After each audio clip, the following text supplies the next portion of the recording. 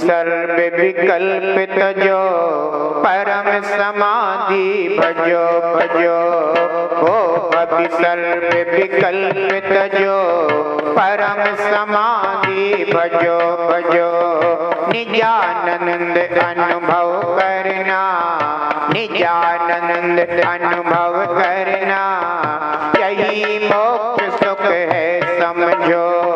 निजानंद अनुभव करना, यही मोक्ष सुख है समझो। अभिकल्प जीवन हो, अभिकल्प जीवन ज्ञानी को भाए रे। जीवन है पानी की बूंद कब मिट जाए रे। जीवन है पानी की बूंद कब मिट जाए रे।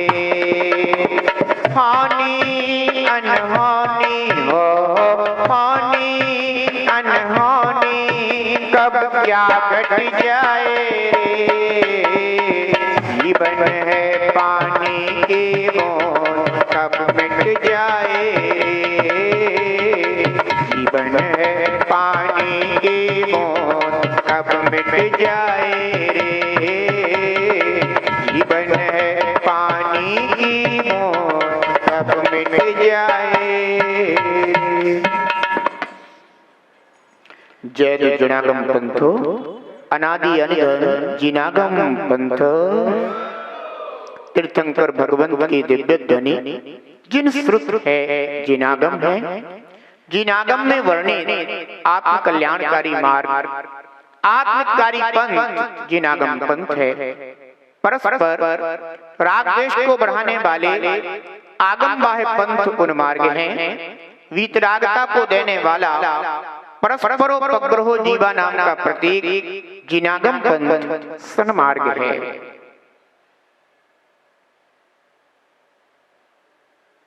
आचार्य भगवान योगिंदु देव मोक्ष सुख क्या है, मोक्ष सुख प्राप्ति का मार्ग क्या है, यह समझा रहे हैं।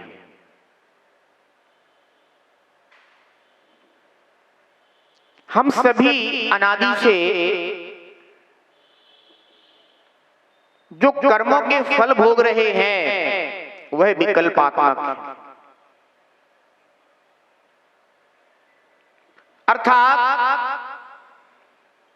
विकल्प को उत्पन्न करने वाले हैं।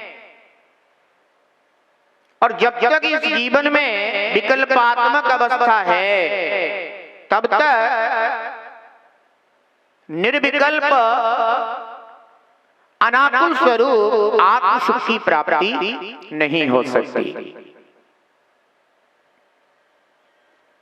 प्रश्न हो सकता है कि हमारे जीवन में विकल्प क्या है।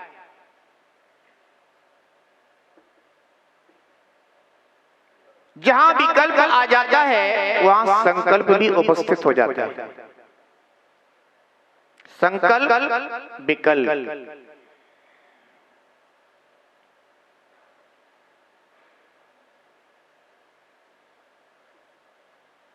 जो पदार्थ हैं उन पदार्थों में यह मैं हूं और यह मेरा है।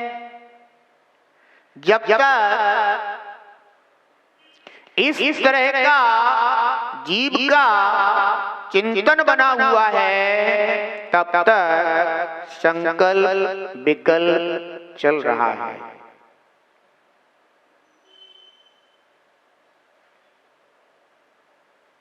आचार्य भगवान कहते हैं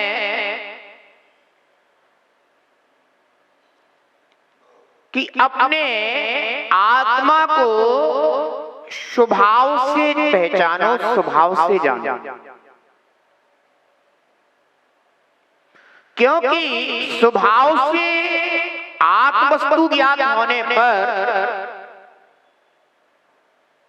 पश्चात जितने भी बाह्य पदार्थ हैं, भिन्न पदार्थ हैं, पृथक पदार्थ हैं, उनके विषय में यह निर्णय हो सकेगा कि ये पदार्थ मुझ आत्मा के ना थे, ना है और ना कभी हो सकते।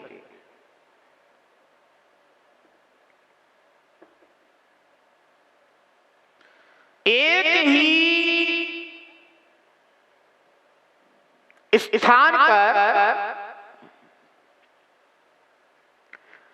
टमाटर भी उत्पन्न हो रहे हैं, मिर्ची भी उत्पन्न हो रही है, भिंडी भी उत्पन्न हो रही है,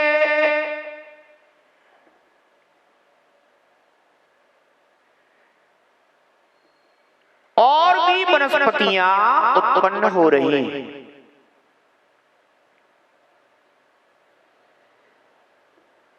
परंतु वे सभी वनस्पतियां अपने अपने स्वभाव से पृथक पृथक हैं।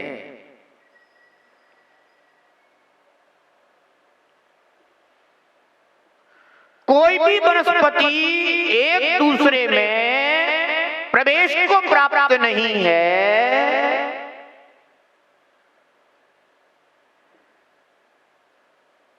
जिस तरह हम उनका निर्णय कर लेते हैं, उसी प्रकार हमें अपने शुद्ध आत्मा, अशुद्ध परिणाम,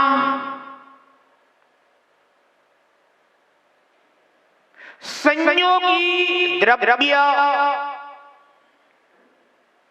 इनका भी निर्णय करना चाहिए। तभी आप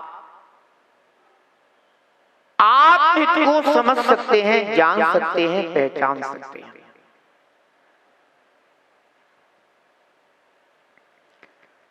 आत्मा को आत्मा के शुद्ध स्वभाव से पहचानना होगा। आत्मा में जो कर्म बंध है, उस कर्म बंध को आत्मा से पृथक उसके स्वभाव से पहचानना होगा। कर्मोदय से होने वाले आत्मा में परिणाम,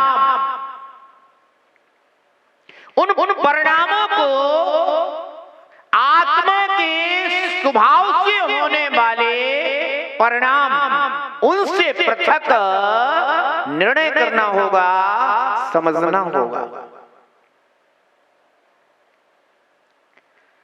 आत्मा के स्वभाव का आश्रय करने से होने वाले परिणाम अलग हैं। आत्मा में कर्मोदय से होने वाले परिणाम अलग हैं। दोनों की प्रकृति अलग है। एक परिणाम विकल्प उत्पन्न करता है, एक परिणाम निर्विकल्पता लाता है।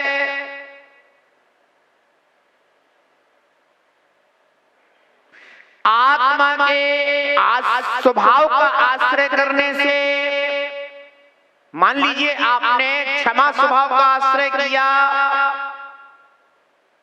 तो क्षमारूप ही परिणाम उत्पन्न हुए।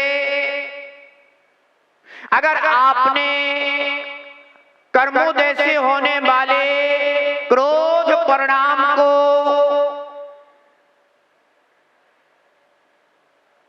अनुभव किया तो पुनः आपके कर्म बंद होगा। कहने का तात्पर्य यह है कि आत्मा का जो गुण है वह क्षमा भाव रूप भी हो सकता है, क्रोध रूप भी हो सकता है। स्वभाव का आश्रय होगा तो क्षमा रूप हो जाएगा, कषाय का आश्रय होगा तो क्रोध रूप वर्णन हो जाएगा। वह क्रोध और क्षमा दोनों परिणामों को जब सामने रखोगे तो निर्णय करना, क्षमा स्वभाव परिणाम है, क्रोध विभाव परिणाम है।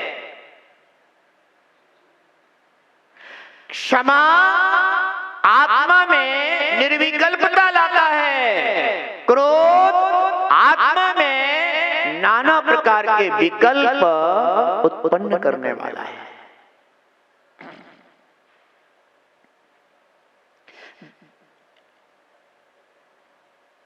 स्वयं विचार करो, जब तक यह जीव अपने पुण्य पाप कर्मों का फल भोग रहा है या उन कर्म फलों को भोगने की इच्छा करता है, तब तक यह जीव विकल्पों में ही पड़ा रहता है।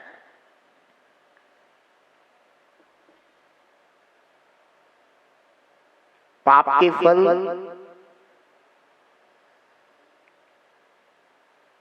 दुख कष्ट पीड़ा प्रतिकूलता रूप से अनुभव में आते हैं। पुण्य के फल किंचित अनुकूलता के रूप में अनुभव में आते हैं, पर हैं सब विकल्प उत्पन्न करने वाले। अहो, इस जीव ने कभी अपने आप को नहीं जाना, अपने आप को नहीं पहचाना। जगत के पदार्थों को जानकर पहचानकर उनकी महिमा कर उसी में आसक्त होता रहा और जन्म मरण करता रहा।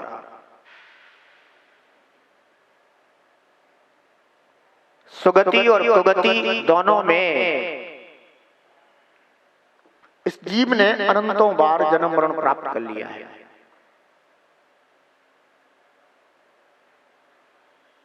परंतु कभी इन अनंत जन्म मरण की परंपरा में अपने शुद्ध आत्मा को नहीं जाना।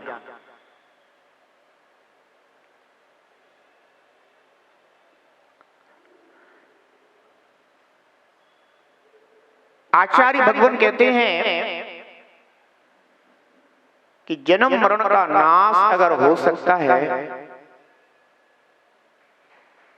तो निज भगवान आत्मा को स्वभाव से जानकर, निर्णय कर, मानकर, आश्रय कर ही हो सकता है।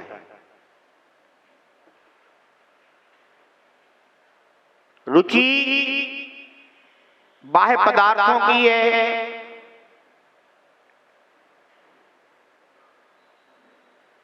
ममत्व बाह्य पदार्थों में है,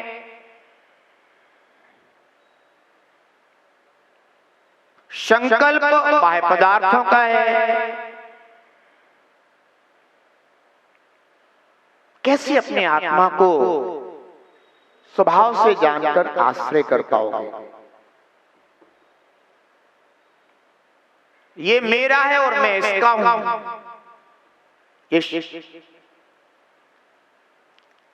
जो जीवन में संकल्प विकल्प लगा हुआ है, जब तक आत्मा को स्वभाव से जानकर इससे विमुक्त नहीं हुआ जाता, तब तक वही अज्ञान दशा चलती रहती है। शास्त्र पढ़ने से कोई ज्ञानी नहीं हो जाता।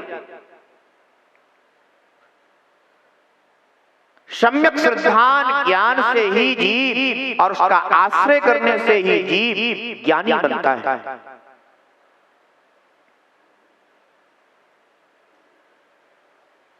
इसीलिए बताया एक ही टोकरी में हरी मिर्च भी रखी है और उसी में शिमला मिर्च रखी है। दोनों एक साथ रखे,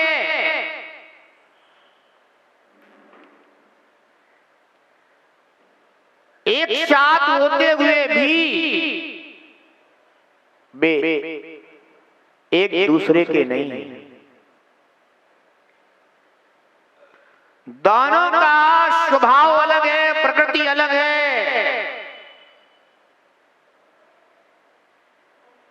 और दोनों की प्रकृति जानकर ही दोनों का सब्जी के रूप में उपयोग होता है। ऐसा नहीं है कि शिमला मिर्च की जगह हरी मिर्च की सब्जी बना लो।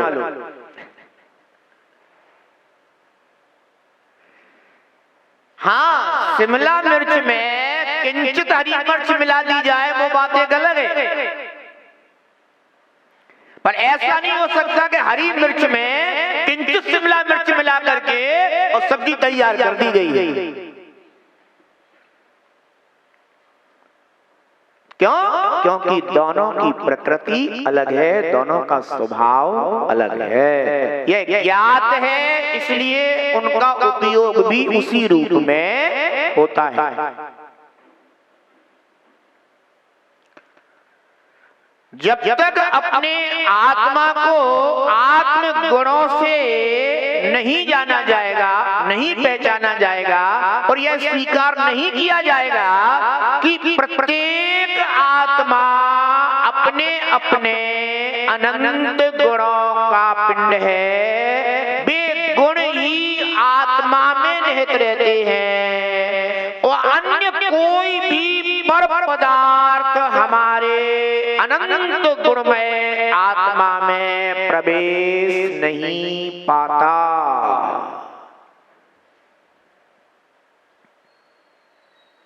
जब उनका प्रवेश ही नहीं है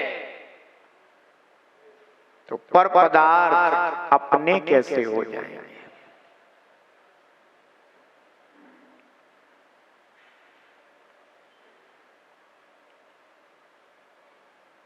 फिर उन आचार्य भगवान कहते हैं, फिर उनके लिए विकल्प क्यों? क्योंकि यह विकल्प ही और यह संकल्प ही मैं इसका हूं और यह मेरा है, यह संकल्प विकल्प ही जन्म मरण का कारण है।